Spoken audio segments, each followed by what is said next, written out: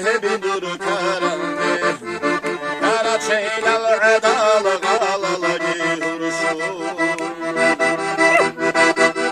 Dicize bir çayası hebi dur Vurur Resul. Kara çeylal adalı galala gihurşu.